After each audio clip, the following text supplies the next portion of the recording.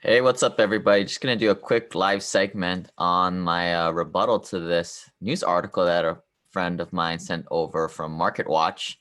So they're saying, Hey, what's up, everybody? Just going to do a quick live. So they're saying here that the new savings target for a modest retirement is 8 million. And I guess they're increasing that number since the traditional 4% rule is apparently dead. If you haven't heard of the 4% rule, it's kind of a number where it's a low rate of return, but it's a good conservative number that normal financial planners will use to say, well, try and build up a number, maybe $2 to $4 million, and then you can live off the rest in your dying days at 4%. But now they're saying that, you better increase that amount to $8 million so you can live off of that. And, I think this is kind of hogwash, right? Like, who really makes 4%? Well, I guess most of America does in garbage investments such as bonds and, more retail investments where, I mean, believe it or not, like I'd say up to like a third of your profits are going away in hidden fees, despite the expense ratio being, 0.01. It doesn't include any of the fees that they don't put in there, which is a good way of understanding it is a lot of those fees are kind of put above the line, or I don't know if that's the right term, but like, marketing expense, for example, that will be included in their fund management expenses. But anyway, I mean, I think the problem that I'm having with, building up these big numbers is this is what I call accumulation theory. So this whole theory of you saving your money, putting into a deep pit of despair called mutual funds and 401ks and retirements and letting it build up to $4 to $8 million is this accumulation theory. Whereas I think the paradigm shift that a lot of other investors, more sophisticated investors, come to is that they're in retirement. You're going to want cash flow, and you need to switch from accumulation theory to cash flow theory, which is actually buying investments or assets that produce income for you today. Now, the beauty of this is when you do this, those assets that produce income for you today actually help you accelerate buying more and more assets to make you do this even quicker. So, I mean, I bought my first rental property in 2009, and it, put maybe $3,000 into my pocket a year. Nothing much, but that helped me buy the next property a little bit faster. And then once I got up to property 5 through 10, that now things really started to move and hit that hockey stick. But again, it all kind of started with that first one.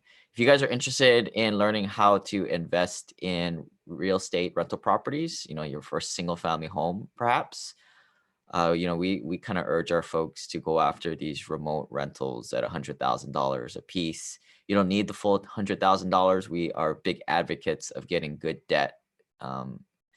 So, coming down with a 20% owner or non-owner occupied financing on that is our kind of chosen path. But yeah, I mean, very different mindset, right? This whole saving up $8 million or $4 million, whatever it is, as opposed to, just starting out small, building cash flow prudently. I mean, when you think about like that, it's not as daunting. And truthfully, it's the better way of going to build up that cash flow to help you accelerate to getting to that magic number. And I think that's the main thing I'm trying to point out here. It's the magic number is not some pie in the sky number that you have to live off of to withdraw in your dying age, but it's really a monthly cash flow number or annual cash flow number where it's more about generating that without doing anything. It's truly passive income. So I think the another question that somebody asked, what is an accredited investor? So I'm just kind of reading off the SEC website here. You have an annual income of at least $200,000 or $300,000 for joint income with a spouse for the last 2 years, with the expectation of earning the same higher income in the current year, or having a net worth exceeding $1 million, either individually or jointly with your spouse. And that value does not include your primary residence. And it's kind of funny how they add that in. I'm not a big fan of owning your primary residence, especially if you live in a primary market like Hawaii, San Francisco, actually all of California for that matter, or Seattle. I think it's better to rent and invest and make 10, 20, 30% on your money than to sink it into some property that only will appreciate 3%. Yeah, even though you're leveraged, I'm not a big fan of appreciation and more cash flow based investing. If you want to learn more about that and, arm yourself with the information to go to your spouse who most likely will not be liking that that idea, go to simplepassivecashflow.com/home. And but adding a little bit extra commentary on this, most deals out there that are private placements and syndications, I mean, you can go look it up on the SEC's EGNR website, they do take non-accredited investors, except you're just not in the network of those operators and sponsors and syndicators. So those are 506B deals, and they only go out to a private network. So I think what a lot of investors that I talk to lately, they get it in their head that they can't have access to a lot of these deals until they become accredited. Well, you're not getting access to the marketed deals. So, there was a newer law passed these last few years where, they allowed syndicators to openly market their opportunities. Unfortunately, once they do that, they're only able to take in accredited investors. And, I don't know. I mean, I'm kind of on the fence. I don't really believe that those deals are any much better. I actually think that in some cases, they could be worse than the 506B offerings. But, that's the rules, right? The SEC makes the rules. And I think it's there for one reason. Like, they're trying to protect the average Joe from seeing a billboard or hearing a podcast or hearing a radio ad about a deal, and their net worth might be $50,000, $100,000, and they go invest $50,000, which is like half of their net worth, which is, no way, Jose, they shouldn't be doing that. I kind of advocate for, like, not putting any more than 5 or 10% of your net worth into any one opportunity for a diversification.